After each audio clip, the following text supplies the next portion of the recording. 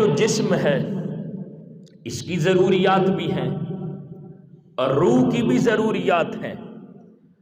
اگر جسم اگر 2-3 دن ہم کھانا نہ کھائیں،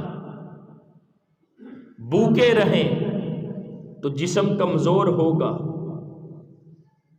جسم کو کمزوری لاحق ہوگی۔ کیوں؟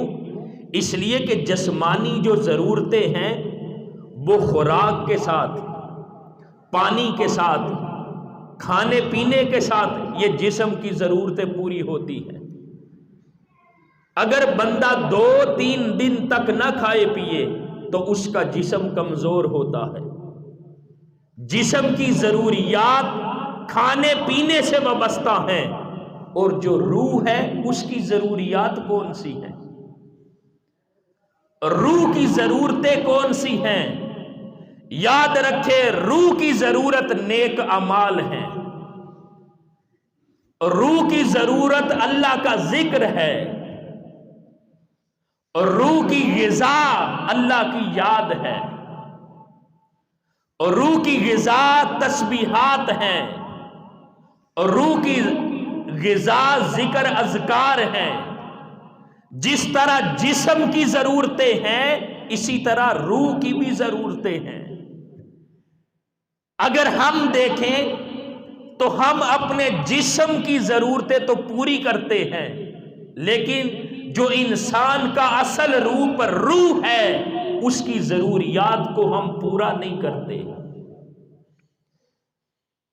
اور پھر اس جسم کے لیے جو کچھ ہم کھاتے پیتے ہیں، اگر مشروب پئیں تو ہر مشروب کی شربت کی ایک الگ لذت ہے، جو بھی کھانا کھائیں اس کھانے کا ایک الگ ذائقہ اور لذت ہے، لیکن وہ سارا کچھ جو کچھ بھی ہے وہ ساری ضرورتیں اس جسم کے لیے پوری کرتے ہیں، وہ ساری لذتیں اس جسم کو پہنچتی ہیں، لیکن ایک جو روح ہے اس کی بھی تو کچھ ضروریات ہیں نا۔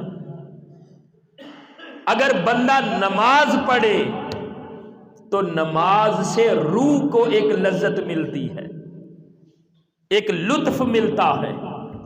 بندہ قرآن کی تلاوت کرے روح کو لطف ملتا ہے، بندہ تسبیحات پڑھے روح کو لطف ملتا ہے، بندہ اللہ کا ذکر کرے روح کو لطف ملتا ہے، بندہ تاجدار کائنات صلی اللہ علیہ وسلم پر درود و سلام پڑھے روح کو لطف ملتا ہے، بندہ نیک اعمال کرے روح کو لطف ملتا ہے۔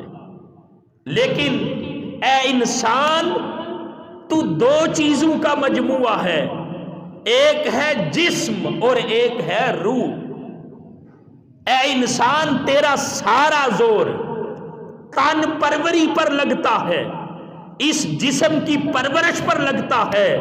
کبھی تیری طاقت، تیرا زور، تیرے وسائل جو من ہے اس من کی پرورش پر بھی لگے۔ تو اس جسم کی ضروریات کو پورا کرنے کے لیے تو سوچتا ہے، اور جو روح ہے، جو انسان کا اصل اور حقیقی روپ ہے، اے انسان تو اس کی پرورش کیوں نہیں کرتا؟ اس کو اللہ کے ذکر سے لطف کیوں نہیں پہنچاتا؟ اس کی ضروریات اللہ کا ذکر کر کے کیوں پوری نہیں کرتا؟ تو دوستان محترم، انسان 2 چیزوں کا مجموعہ ہے، ایک ہے جسم، ایک ہے روح۔ جو کچھ بھی کھائیں پیئیں اس سے جسم کی ضرورت پوری ہوتی ہے، اور جب اللہ کا ذکر کریں، جس رنگ میں بھی خدا کو یاد کریں، اس سے روح کو ترقی ملتی ہے، اس سے روح کو لطف ملتا ہے۔ ہم جسم کو لذت اور لطف تو پہنچاتے ہیں، کاش ہم جو روح ہے اس کو بھی لطف اور لذت پہنچانے والے بنے۔